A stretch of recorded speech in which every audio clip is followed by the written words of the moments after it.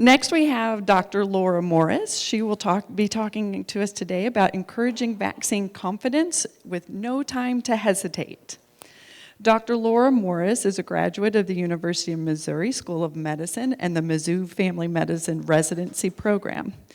She completed her Master of Science in Public Health in 2012, then an American Academy of Family Physicians Vaccine Science Fellowship in 2019, a mere months before an ominous news story that came to light about a mysterious respiratory illness spreading in Wuhan, China. Late in 2019, she stepped into a leadership role on MU Healthcare's COVID-19 and influenza vaccine committees. Currently, Dr. Morris serves as the William C. Allen Endowed Professor of Family and Community Medicine and Associate Chief Medical Officer for Ambulatory Care at MU Healthcare. Her clinical practice includes full-scope family medicine at Callaway Physicians in Fulton. Welcome, Dr. Morris. Thank you for having me. I'm really excited to be here.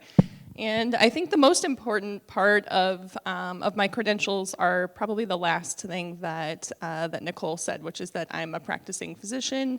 I work in a community. I work in a rural community here in Missouri. And despite all of those other things and the Vaccine Science Fellowship and all those, none of those have been a magic ticket to vaccinating all of my patients, right? So along with you, I work at this every single day with every single patient encounter.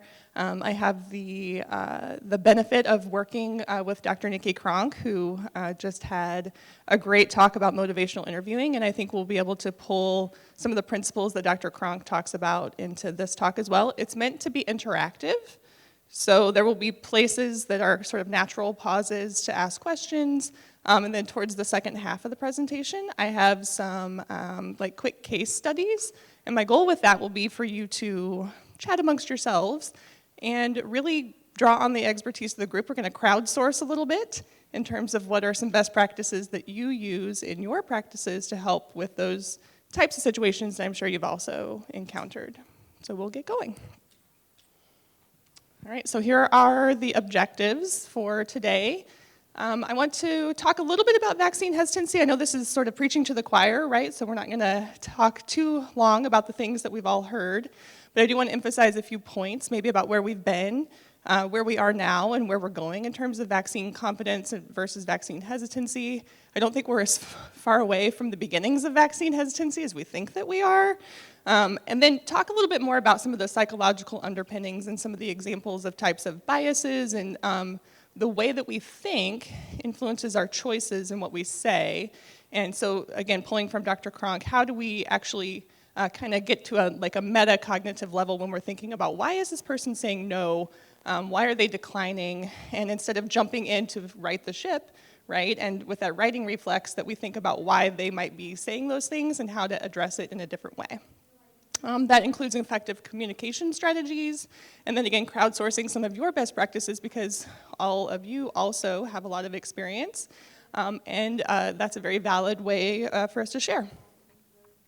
Okay, so vaccine hesitancy versus vaccine acceptance and vaccine confidence, right? So we have refusal of vaccines on the far left, and we'll be honest that there is a certain proportion of patients that are just going to say no, right? They're going to decline, and they are going to be pretty steadfast, and that might be because they have sincerely held beliefs for one reason or another that tell them that they should refuse a vaccine, and there's going to be some patients on the other side of that spectrum who are going to say yes to whatever you tell them to do. And we should not spend too much of our time necessarily trying to turn patients from either end of that syringe, right? I don't give up on anyone that I think, it's my job as a physician to tell them exactly what is really, based on evidence and my experience and expertise, what's the thing that is likely the best based on these factors and let them choose. But I'm not going to spend as much time on either one of those sides. So the middle really is where the opportunity is. So hesitancy is delaying, maybe declining for now, but there's a crack in the door, right? There's an opportunity with that. So within that opportunity, that's where the folks we want to concentrate on. Okay, who knows what's happening in this picture?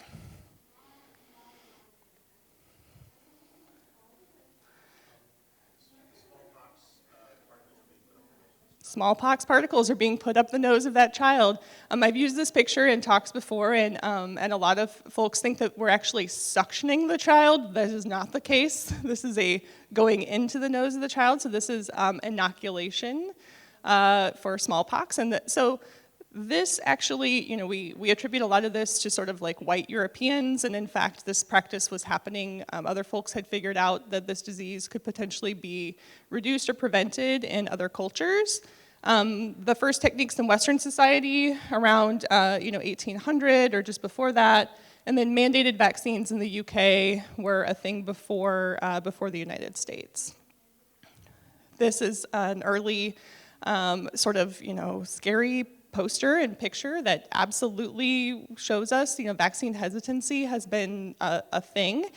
This is the old social media, right? This is social media from the 1800s. And then here's a poster inviting you to a meeting of the Anti-Vaccination Society of America in 1902. And we'll see a little timeline later that kind of explains maybe why 1902 was a key year for this group.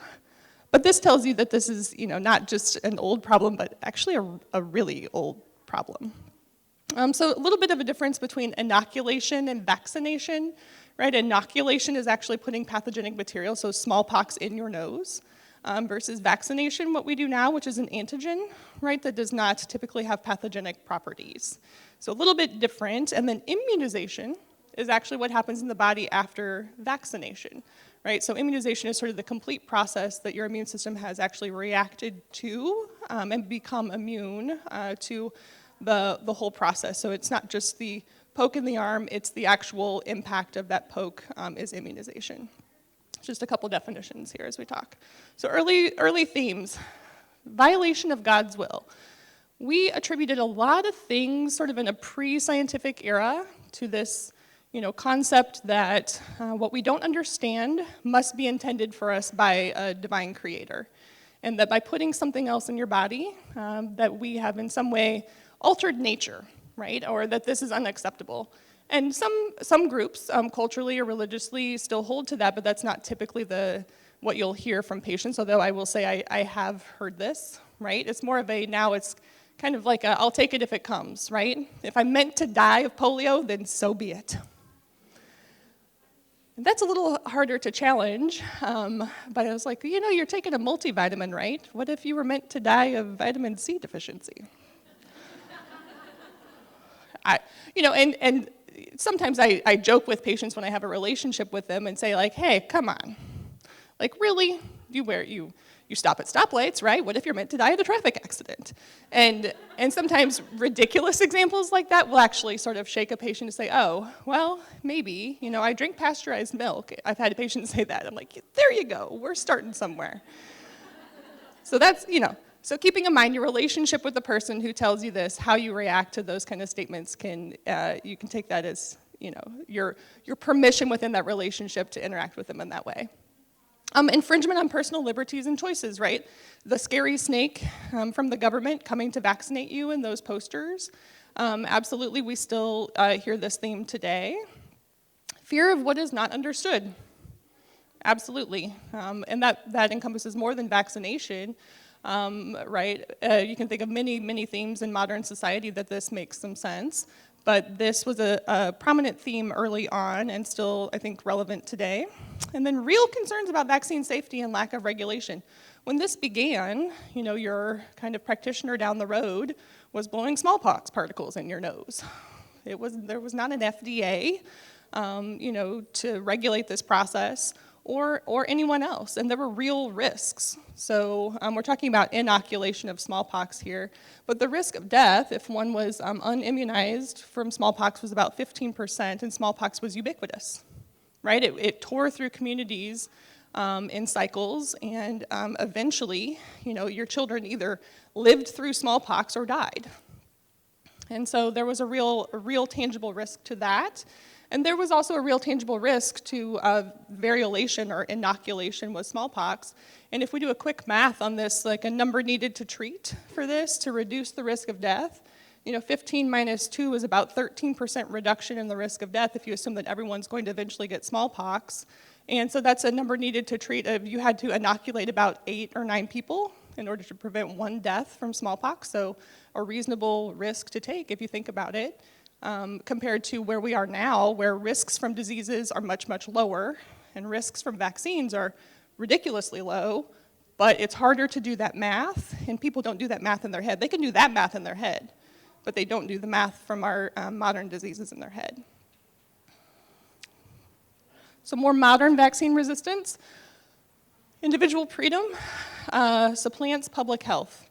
Particularly unique to the United States, our culture does not emphasize the collective well-being in a way that we just don't inherently sort of incorporate those principles as a society. There are, of course, groups that do, and that do emphasize that, and other kind of cultural representations that do, but as a general rule, that's not where that comes from. In 1902, the year on that poster where the Anti-Vaccine Society of America was just getting started, there was a smallpox outbreak in Boston that year, and that led to a vaccine mandate, which kicked off the anti-mandate push. So there's a Supreme Court ruling that continues to hold. Jacobson v. Massachusetts, the Supreme Court ruled that the state may be justified to restrict individual liberty under pressure of great dangers to ensure public safety.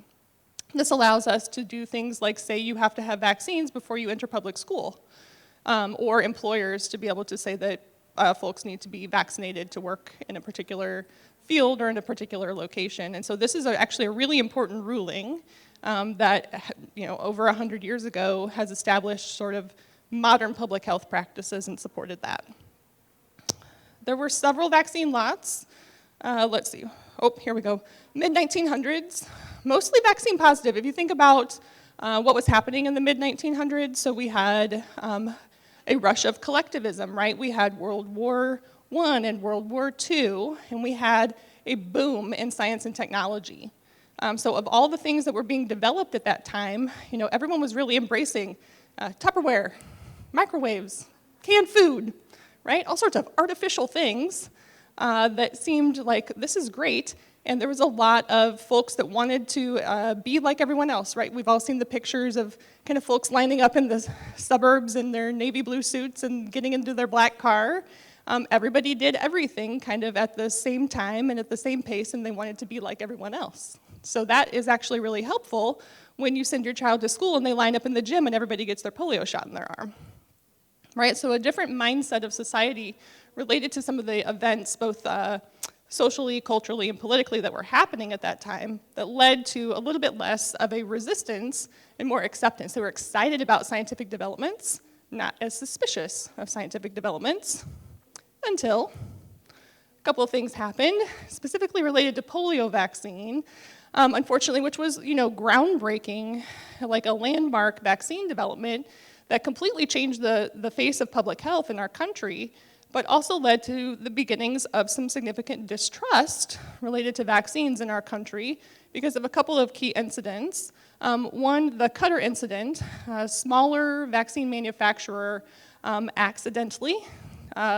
released lots that did not contain fully inactivated polio virus, but instead had a live active polio virus. So about 100,000 kids received a real polio virus in their vaccine instead of inactive. About 70,000 children contracted polio, 200 were permanently disabled, and 10 died. So real people impacted by an actual mistake, right? And at a key moment, really can turn the tide for vaccine confidence. This was followed by another incident with simian virus 40 contamination, a virus that can lead to cancer development that was accidentally included in vaccines that were cultured in certain types of monkey cells. And so that was a contaminant in poliovirus vaccine as well. So polio was like the winner and then tipped over a little bit of the edge to cause some of the beginnings of modern vaccine hesitancy we see in the United States. So distrust continued. It seems like every couple decades we have some pretty significant events that the public kind of forgets, and those other things sort of trickle out of our memory, a whole generation shift, right? And then in the 70s, we have the development very rapidly of a vaccine anticipating swine flu outbreak and there was an increase in Guillain-Barré, which was a real thing, right, that actually happens. Guillain-Barré is a potential reaction to vaccines of many kinds, influenza vaccine being one of the most common, and it also happens post-viral, right? But there was actually an association of that adverse effect with the vaccine. Different type of media reaction to that, and sort of modernizing, if you think about the way news coverage and the speed of which information travels, a little bit different in the 70s compared to, say, like the 50s or prior to that. And this kind of took off like wildfire and caused a lot of backlash. In the 80s, so actually I had an interesting conversation with my mom. I'm a person born in 1980, and so she had this decision to make, she said, to give her kids polio vaccine or not, and then also to be offered whether or not we should get a DPT vaccine. And she watched this documentary, and she's like, well, it was complete bullshit. And her pediatrician, at the time, our doctor, she said she asked a question. He had never heard of it or seen it. She said that he told her he went out and bought the book, A Shot in the Dark, and called her and thanked her for telling him about this movie. Of course, he had to go to the public library to find it on like VHS tape to be able to watch it. And so I got vaccinated for diphtheria, pertussis, and tetanus as a young child. But had my mom been a little bit more susceptible, perhaps I would not have. So this was really, a kind of powerful movement to raise suspicion. And of course, these things are often triggered by real events, right? Like the actual, things that really happen to real people that may or may not be misattributed to something like a vaccine. And then, again, seeing a movement towards modern media where, in the 50s, making a documentary or writing a book and distributing it wouldn't have had nearly the kind of potential cultural impact that it does in the 80s. And then you move that even closer to modern times, which we'll talk about in that, just takes off like wildfire. All right, we can't talk about this without mentioning good old Andrew Wakefield, everyone's favorite. The MMR vaccine is forever tainted by the unethical production of a paper. The Lancet has since retracted and redacted, but how many people in sort of the lay public actually understand what that means and what that process means? All they know is that they've heard about MMR and it might be bad. Right? So he forever has changed the vaccine landscape and the anti-vax or vaccine hesitancy movements. In response to concerns raised about MMR vaccine, which were, of course, completely unfounded, false, illogical, several different vaccine groups, vaccine safety groups, actually agreed to remove thimerosal, which, as we know, is a preservative in multi-dose vials of vaccines that contains ethyl mercury, the good mercury, right, as opposed to methyl mercury, the poisonous mercury. Don't eat fish from the Missouri River, hot tip. They have concentrations of methyl mercury, but vaccines containing ethyl mercury, your body processes differently. It's like the difference between ethanol and methanol, right? You wouldn't drink methanol at a party, but ethanol is okay. Same thing, methyl mercury, not good. Ethyl mercury, okay. And so that, unfortunately, though, because of just the furor and the concern and the kind of public outcry about it, led several groups, including the American Academy of Pediatrics, to agree that this was necessary, and it was removed from vaccines. And we sort of have not been able to recover from some of those decisions because it gave credence to something that actually was not likely to be medically significant, but by kind of acknowledging and even compromising on that led to this perception that, well, that validates the thought that there are ingredients in vaccines that are unsafe and that are harmful, and so we should be activist about it and continue to look for more problems as opposed to, no, it's really actually safe. So here's that timeline, and we add on to the backside of it COVID-19. So current form, attitudes towards vaccination are volatile, right? This sort of hits the media and things kind of spike up and down. We see big shifts in public perception that happen, within days to weeks to months as opposed to years or generations, as we were talking about before. Context specific, and we'll talk about some of those contexts. Vaccine specific and linked to political and social controversy. Social media is the elephant in the room. It's several elephants in several rooms, but it really impacts the way that patients find information, the way that we share information to patients, and the way that people kind of consume and move information around in society. It gives people access to research. I think probably one of my least favorite things for a patient to say to me is, "Oh, I've done my research." Right? And so you have to respond to that. Please tell me about your research. Oh, well, there's this one video that I watched. And there's no, for even folks who attempt to really do research, they really have a good intention that they want more information, they want to seek that information on their own, they want to find sources that they feel are valid and safe for them. But the current state of social media and the internet does not really allow them to be able to validate. It doesn't give the type of information that we need folks to know about whether this is true, whether this is a good source or not. And so for folks particularly, and some within the medical community, but for folks that are not, this is a big trap. There's a decline in trust of public officials and government agencies. So we used to be able to say, well, this is what CDC recommends, or this is what ACIP says. This is the recommended schedule. Those experts tell us that we should do this. I can't say that anymore. In fact, I don't say CDC in my visits with patients, especially not in rural Missouri, for lots of reasons that they will react negatively to that, where that used to be potentially a source of kind of a safe authority, and we'll talk about some of those biases and why. Increase in preference for alternative approaches. I want natural immunity. That's better. I prefer natural immunity. Like, that's great. Vaccines cause natural immunity, right? It's an antigen. Either way, it's a protein. It's something that your body sees, is exposed to, and develops an immune system reaction to. It's your body that's making the immunity. It's not the vaccine, right? And so discerning between what that actually means for patients, that's certainly a strong preference, and vaccines are perceived as artificial. Being infected with the pathogen is perceived as natural. Natural is somehow marketed as better, whether that has to do with all sorts of things like, goop or whatever other sources have created the mindset in society, it washes over onto vaccines. Definitely an increase in political polarization and belief-based extremism.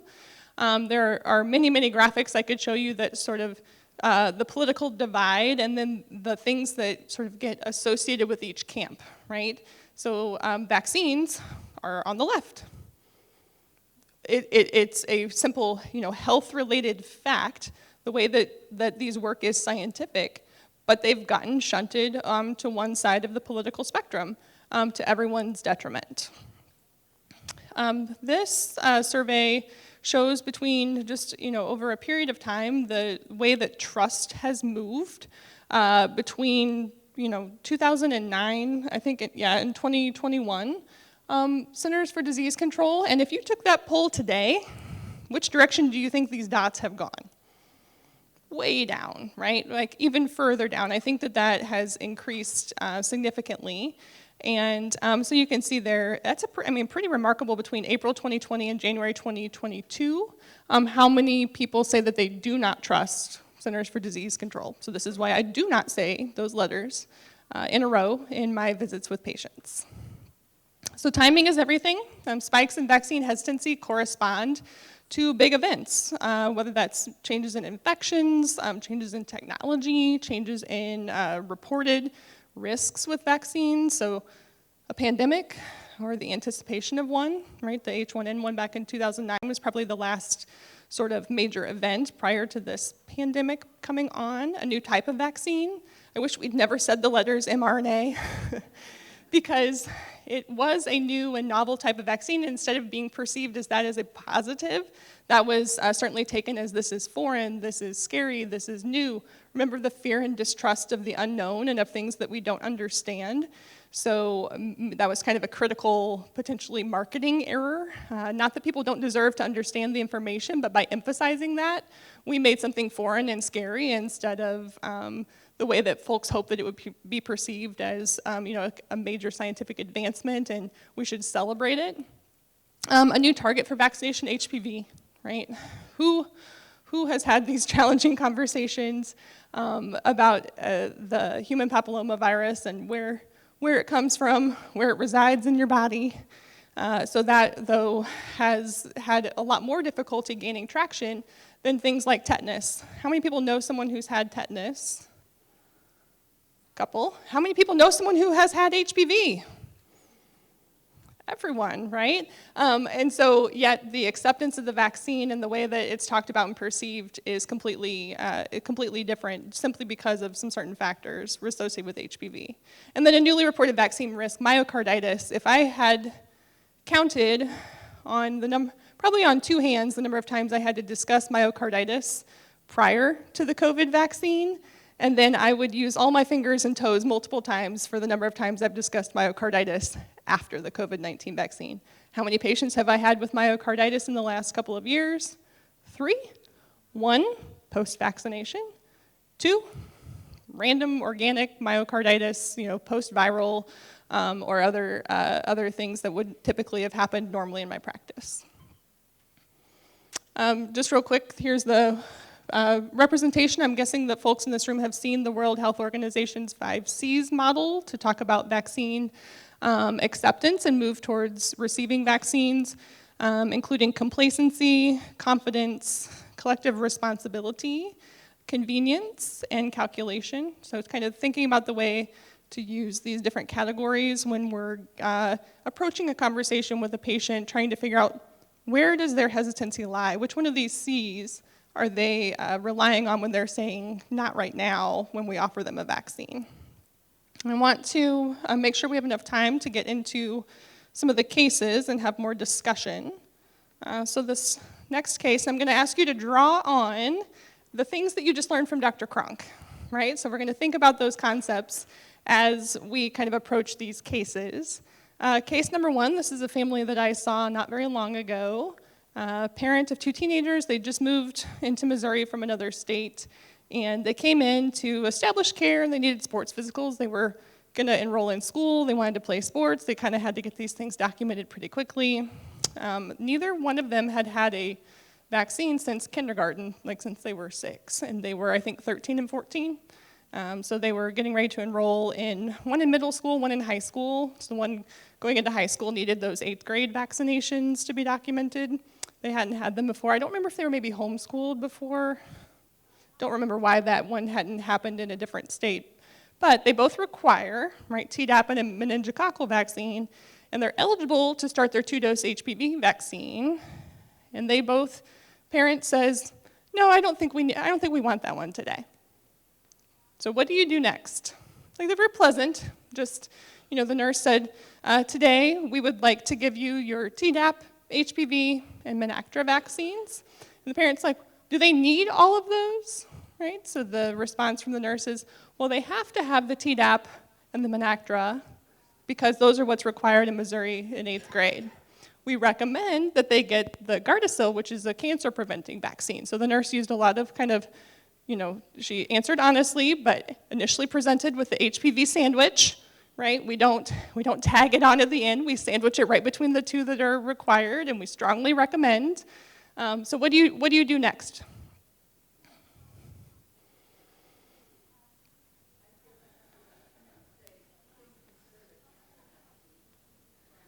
So provide more information for your next visit, right? So you're kind of rolling with their resistance and saying, I hear that you're declining this right now. Is it okay if I give you some more information about it, right, to ask some permission? You're resisting the urge to try to force it on them right now, and you want to talk about it again at the next visit. So I hear a lot of good things there. What else would anyone, where'd that come from? Find out why they don't want it. Yeah, absolutely. So that was what I said that I would try to figure out first. Your approach is certainly not wrong, and if it depends on how much time you have, how much time you've already spent talking about it, maybe you already know some things kind of maybe from an ideological standpoint or some other things the family shared with you, more information. But what I said was, I want to understand, is this just a lack of information and I can fix this problem by explaining it's a cancer vaccine? Right? Oh, well, that doesn't sound good. I don't want cancer. I don't want my kids to have cancer. If we can prevent it, that's great. Okay, we'll do that. Or is it one of the cognitive biases that we'll talk about here in a minute? A trust issue. I just met them, right? They really don't know me. We don't have a relationship, so they might not trust my recommendations. Or is it judgment based on external factors, right? So there are some groups that are so set against HPV vaccine because it's a sexually transmitted infection. We don't say sexually transmitted infection unless pressed, right? It's a cancer-preventing vaccine because of the negative connotations that go along with that. It's a contact past, right? It's a close contact past infection. Some of those cultural and religious factors, perceptions of risk and harm, and then the perceived or real probability of behaviors plays a role in decision making.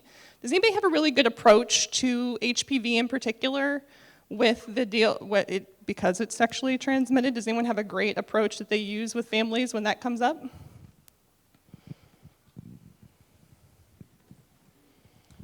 I'm a pediatrician. I don't bring it up at all.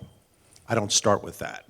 What I'll say is when kids come in at age 11, and I know we're moving HPV down to 9, but still at 11, what I've said is, you may remember when your child was 4 years old, they got some vaccines to protect them against the sorts of infections that they would run into in their early school years. Now that your child is 11, our plan is to give vaccines to help protect against infections that kids run into as teenagers and young adults. So we're going to give a tetanus vaccine today. This is the adult version, not the child version we gave at age 4. This is the one your child will need every 10 years, so for the rest of their life. So that's an important thing to remember. We also want to give the HPV vaccine because HPV causes cancer. In women, it can cause cervical cancer. In men, it can cause cancer of the genital tract. In both men and women, it can cause throat cancer. And the amazing thing about this vaccine is since it's been introduced, the rates of these cancers have really dropped considerably. The third is a meningococcal vaccine. Now, meningococcus, for reasons no one completely understands, seems to be show up worst or most commonly in kids in their late teens and early 20s, especially when they go to college or enter the military. So we'll give one today and then another one at age 16. I also mentioned that the HPV is two doses spaced at least 6 months apart. And when I put it like that, it's very matter of fact. Now, sometimes people will say, well, how do people, I've heard that people get HPV vaccine through sex. And I say, yeah, usually that's the way it is. It does happen. That's why we want to give it now, long before your child is ever going to think about having sex. And often they're kind of like, oh, that's really good. So. Yeah, I agree. I think when you can get to it younger, right, when you have the 9 to 12-year-old age group and you're sort of broaching this, and I agree, in my office we also give it at the 11 to 12 sort of well-child check. But we, of course, capture people where they are, and sometimes you get folks that are 13, 14, 16, older kids as well. I really like that approach of being able to explain each of them in the same amount of detail, because I think we sometimes shoot ourselves in the foot whenever it's like, yeah, you need a Tdap and you need a Menactor. I'm going to tell you a lot more about the HPV vaccine because I sort of, by me overemphasizing the fact that I think I need to tell them more, gives them the impression that there's something different about that vaccine or there's something wrong with that vaccine. So I think what you've done by evening the playing field there and giving each one of those an equal amount of explanation probably helps to circumvent that a little bit. Anyone else have a good HPV approach?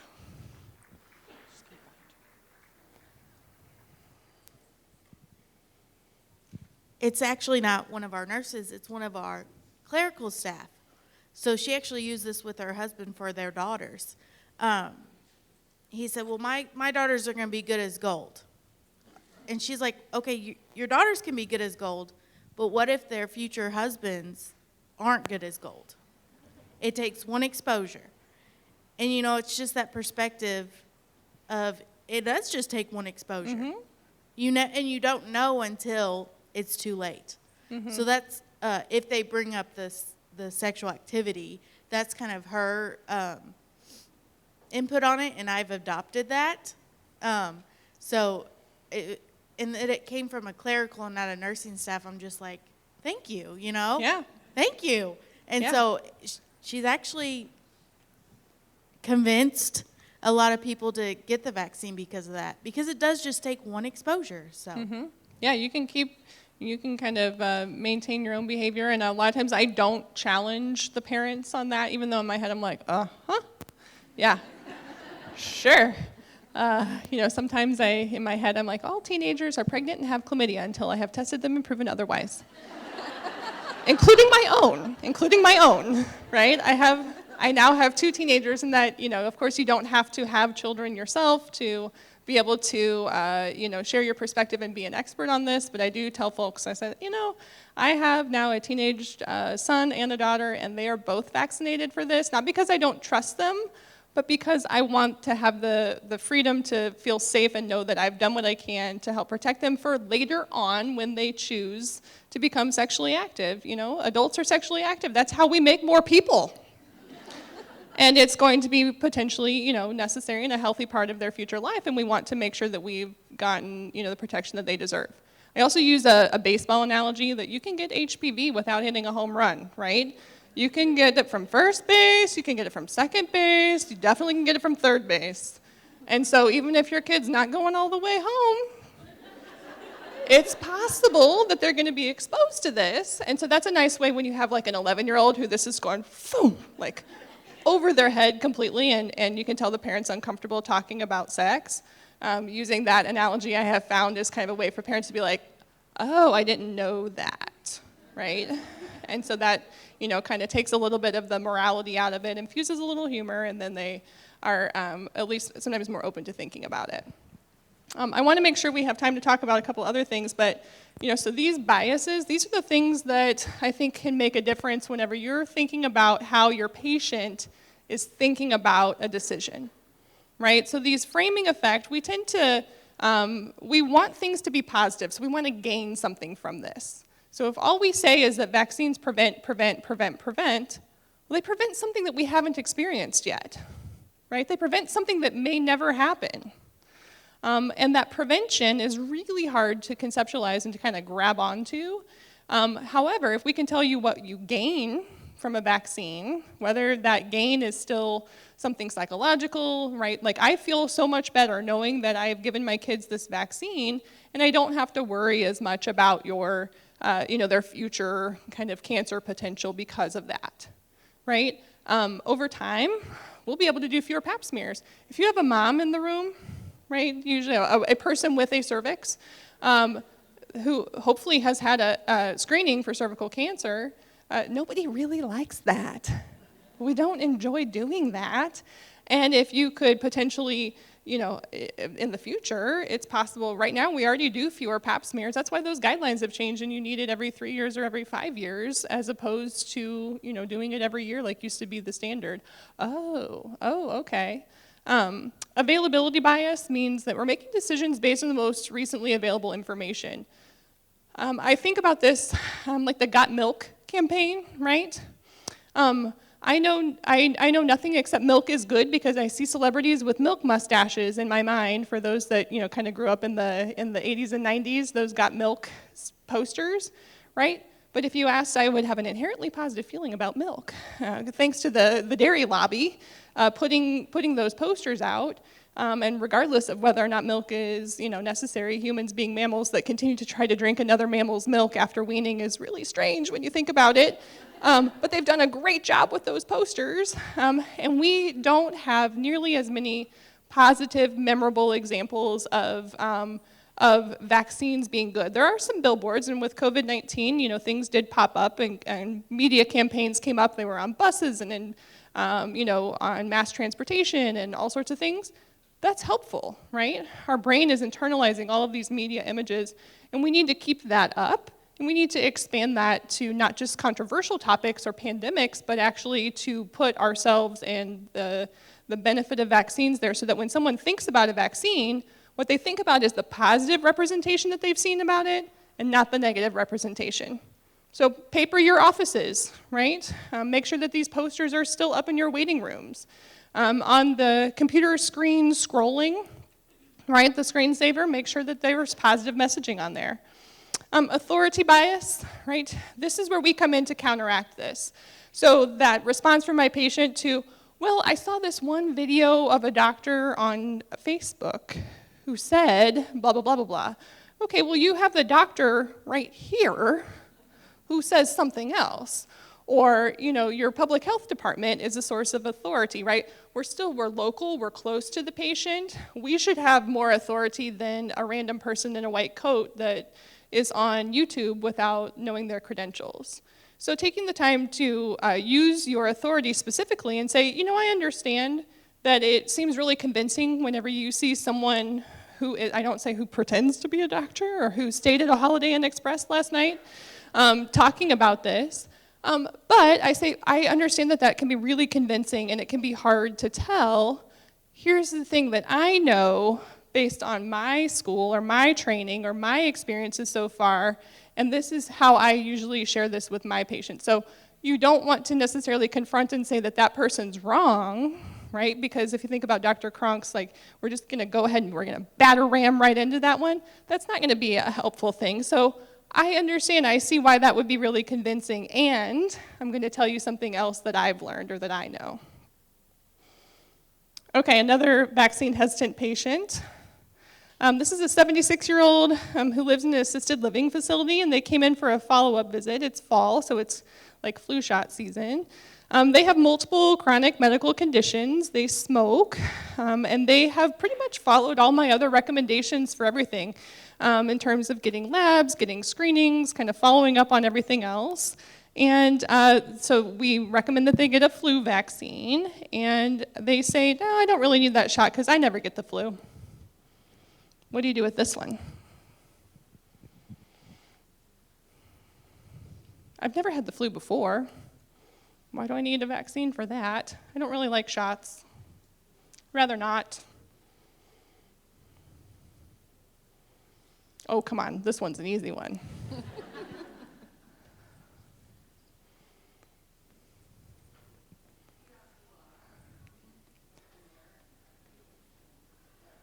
Yeah, always asking, so tell me what it is that makes you say that. Or I'm interested to hear what you think, you know, what would make you respond that way, because we definitely recommend it. I got mine, everybody 6 months and up should get one, but they've already told you, like, I just don't think I need it. It's not for me, I'm healthy. We want you to stay healthy. What does this patient have in particular that would make you concerned about them turning it down? COPD. Yeah, right, all the things on here. So is this patient really as healthy as they think they are? You know, I hate to rain on their parade. Assisted living with people coming in. Yes. So I think in this case also they don't sort of live at their own home. They live in a small apartment next to a bunch of other old sick people. And so in that case, that's one of the other things that you could potentially bring up with this particular patient. So some additional biases that might apply to this case. Omission bias means that we tend to think that doing something is going to be more harmful compared to not doing anything. Like they're more comfortable, just, no, I don't think that I need it. Because sometimes we associate that if I do something and something else happens, it's a cause and effect, right? Well, if I hadn't gotten that flu shot, then I wouldn't have gotten sick later, even though it wasn't the flu, right? Because it's sort of cold respiratory season, and so a lot of folks associate the getting of the shot, the commission of an act, with the downstream effect, which is, well, then I got sick 2 weeks later. Well, or I got sick the next day, or whatever it was. Well, that's because you went to Walmart. That's not because you got the vaccine. And that still, cognitively in people's heads, sometimes you have to actually go in there and actively disengage that. It's not the fact that you got the shot that will cause this other thing to happen. Ambiguity aversion, like we prefer to, no, well, I'm gonna take my chances because in previous years, I've taken my chances and it's worked out. I haven't gotten sick. rather than get this shot and then not know what might happen because I haven't gotten the shot before, so I don't have anything that I can associate with that. Instead, I'd rather take this risk of this thing that I've done before. The optimism bias, I think that one particularly applies to this patient. Unreasonably optimistic view of certain health risks, believing yourself to be safer, better off, at less risk than other people. So in this case, I would use the assisted living probably perspective and say, hey, I know that you are just kicking it and you are feeling great and you haven't been sick in a long time, and I think that's awesome. I want to keep you that way, but I'm a little worried that just in case you got the flu, you can be contagious for a couple days beforehand, and you live with some really vulnerable neighbors. It would be awful if you were the one who accidentally gave them influenza, and parenthetically, they have this mortality rate. And so just depending, and sometimes I use people, they want to go visit their mom in the nursing home. They work in a school and they have a kid in their class who's immunocompromised or is getting cancer treatment, right? There's all sorts of other ways to personalize that. The big collective, like help out your neighbor approach, doesn't always help, but the very specific, there's a new baby in your family, and you really need to make sure that you're not the one who accidentally, because we don't want to imply that they would be doing it on purpose, but we want to make sure that you're not the one who has these infections that you just wouldn't even know in time to be able to protect them. If you want to go visit your mom, you need to be sure because she's vulnerable, or your husband who's getting chemo, or whatever it might be. And so those are things that you can kind of pull at some heartstrings, and they're actually factually true, and then it triggers that other thought in their head as opposed to, oh, gosh, like I realize maybe I'm healthy, but other people around me would benefit if I'm protected. All right, last one here for a vaccine-hesitant patient. A 40-year-old patient at clinic comes in for a work physical, and they want an exemption from their employer's COVID-19 vaccine policy. I work at MU Healthcare, if you recall, and we had have a COVID vaccine mandate to have been completely vaccinated with the sort of OG COVID vaccine.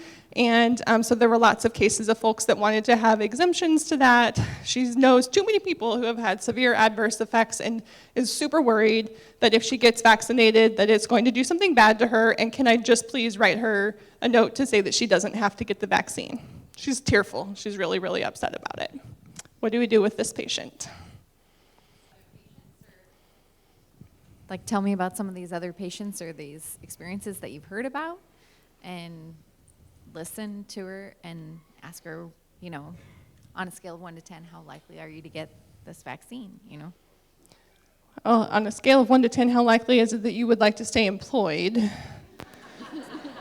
And which did, for some of our patients, some of those folks, it came down to the fact that, here's the deal. There's medical exemptions that we know about, and if you don't have one of them, we can't write you a note to just say that you really are worried. Worrying is not a medical exemption to getting this vaccine, and it's a choice, and most people chose to stay employed. But, I've seen so many people on Facebook, you wouldn't believe what this vaccine does, right? It causes inflammation in your heart, and you can die. You can talk about your personal experiences of the people that you have vaccinated, and that you haven't had anybody call back with adverse effects. And Perfect. It's like you read my next slide.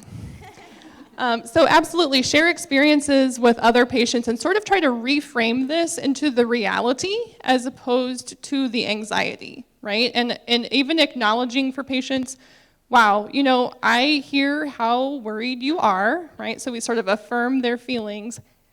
And I know that a lot of my patients feel the same way. And I even was worried about this myself. But let me tell you that most of the people that I've vaccinated are so impressed by how much they don't feel that it really hasn't been as big of a problem as we thought that it would. And all those folks that are on Facebook are not balanced out by the people who really didn't have anything happen, and so they didn't take the time to make a video and post it. And and other things like that. So that kind of false consensus that I feel like everybody feels this way because this is what I'm seeing in this kind of small sample, to be able to open up their perspective and actually share, well, of all the patients we've vaccinated, we've given thousands of these vaccines, and we've had only a couple people who really needed care afterwards because of a adverse effect. Oh, okay. The confirmation bias, we tend to find and remember the information that tells us yes, this is true, that you're experiencing something. And so we seek out this information. This is the Facebook echo chamber, right? It is just a confirmation bias chamber. And you can find that, and I will say a lot, you know what? I worried about that too. Or absolutely, I used to think that that made sense until, right? So like I put myself alongside them and say, I did that as well. My mom actually had the exact same question. My daughter actually said the exact same question. And then go from there, right? And so it puts me right alongside you. I'm no longer the enemy. I had the same fear. I had the same question. I'm not some expert who already knew better, right? I'm a real person who had the exact same thought and the exact same worries.